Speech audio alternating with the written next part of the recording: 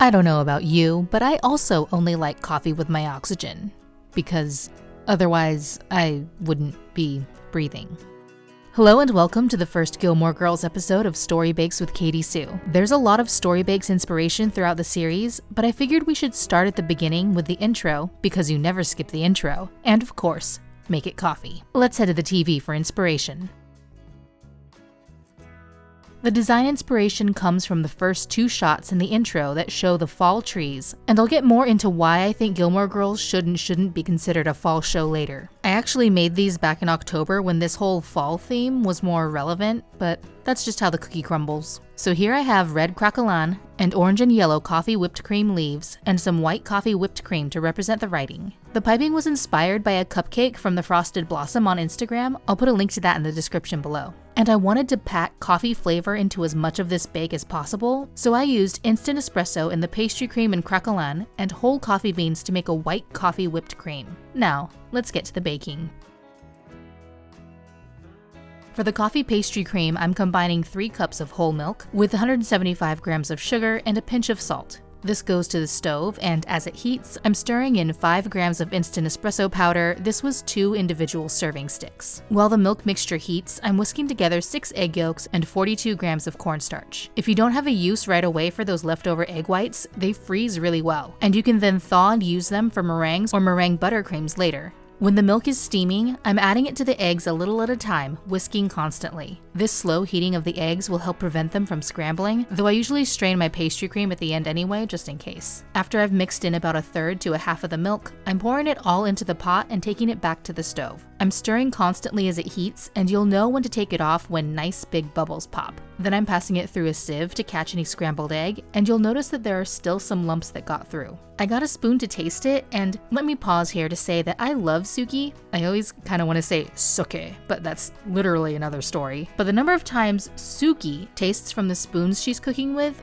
really bothers me. You're in a professional kitchen, for goodness sake. But anyway, I got a clean spoon that I only used once to taste the pastry cream and couldn't detect any lumps. Does someone who knows more about pastry cream than I do know how this happened? At any rate, I didn't restrain the pastry cream and added 1 teaspoon of vanilla mixed with 1 tablespoon of kahlua and 3 tablespoons of butter. Once this was all mixed in, I transferred it to a shallow container and covered it with some parchment, touching the surface to prevent a skin from forming. Crumpling the paper up helps it get into the corners. Now I'll set this aside to cool before putting it in the fridge to chill. For the coffee Craquelin, I'm taking 57 grams of softened butter and mixing it with some powdered red food coloring and some gel red food coloring. And here is where I spill the powdered one. I had a feeling it could happen, but thought it would be fine. I was wrong. Once that's all cleaned up and the butter is a nice deep red, I'm mixing in 65 grams of sugar until it's combined. Then I'm adding 1 packet or 2.5 grams of instant espresso powder. Last is 65 grams of all-purpose flour, then I'm rolling it out between 2 pieces of parchment. I was thinking of trying this at 5mm thickness, but after rolling it out, I wasn't sure if I'd have enough for all the choux, so next time I'll increase the amount of dough and try it. I'm assuming that a slightly thicker Craquelin would make for less choux peeking through in the final product, so I'll give that a go for the next choux au Craquelin bake. This goes in the fridge to chill until I'm ready to bake the choux. Alright, the sun came out.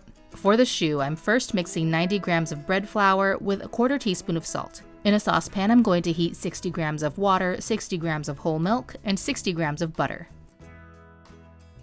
Once it boils, I'm adding all of the flour and salt, then stirring it over medium-low heat until it leaves a film on the bottom of the pan. It then goes into a bowl to cool a bit, and while it does, I'm going to prepare my baking sheet using a 2.5-inch cookie cutter and some flour to make some guides for piping.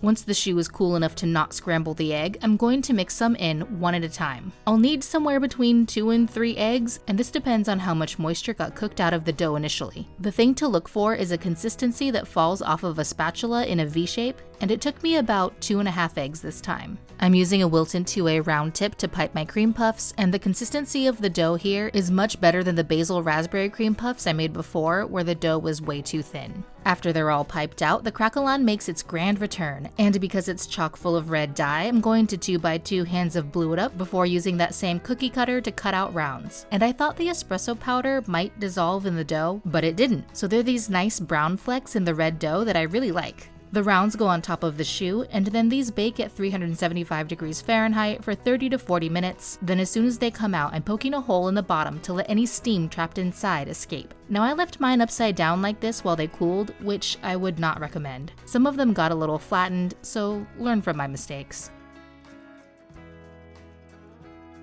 I definitely wanted the whipped cream to be coffee flavored, but didn't want it to be brown. So I'm heating 450 grams of heavy cream until steaming, then pouring it over 120 grams of whole coffee beans. This cools and then goes in the fridge at least overnight. Mine was there for 2 days. Then it's time to strain the beans out, and things got a little weird. I'm not sure if I left the beans to steep too long, or maybe the acidity from them thickened the cream like this, but it wasn't quite what I was expecting. I ended up adding some more cream to loosen things up.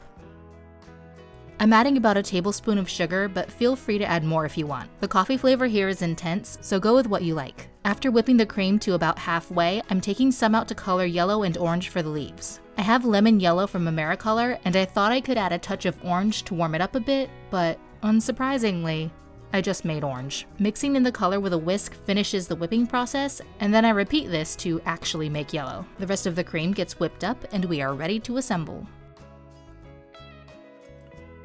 Alright, let's put it all together. First I'm going to prepare my pastry cream by beating it until it's smooth, or at least smoothish. The lumps were still there, but I tasted it again, for science, and it was smooth. Who knows? Not me. I'm using a Wilton 230 Bismarck tip to fill the cream puffs with the coffee pastry cream, and you'd think I'd get the framing on this right, but you'd be wrong.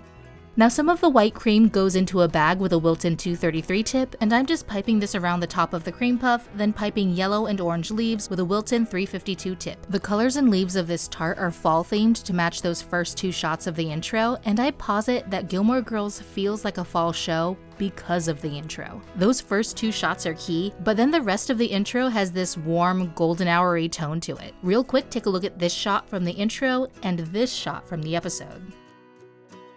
There aren't more fall episodes of Gilmore Girls than other seasons, so it shouldn't be a fall show, but it feels like a fall show. And I think that's what matters. September rolls around and it'll be 95 in LA, but I still get the hankering to spend some time in Stars Hollow. And copper boom! We have Gilmore Girls intro coffee cream puffs, perfect for those who only like coffee with their oxygen. Nothing too complicated, just a hefty dose of caffeine and lots of coffee throughout. I actually didn't have enough pastry cream to fill all of them, even though I made more than my last batch of cream puffs, so I filled the last 2 with the leftover whipped cream that I stirred together and then piped in. I love the deep red color of the Craquelin, but I do wish I'd gone for a more saturated orange for the leaves. The piping of the white cream wasn't as neat as it could have been. I really should have gone back and watched the reel from the Frosted Blossom right before I made it, but it was mostly covered by leaves, so it doesn't bother me much. I think my favorite part of the aesthetic here is the specks of espresso powder in the red Craquelin. It just feels so fall-like. Let's see how it tastes. Here we go. Coffee whipped cream on espresso Craquelin cream puffs filled with the espresso pastry cream.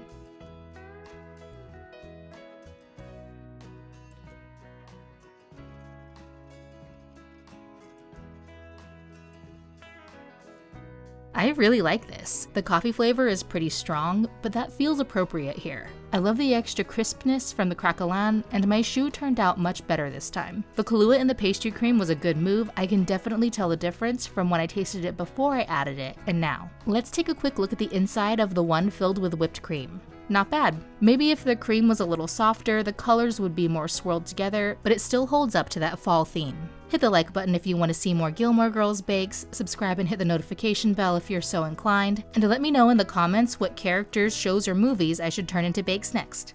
Thanks for watching!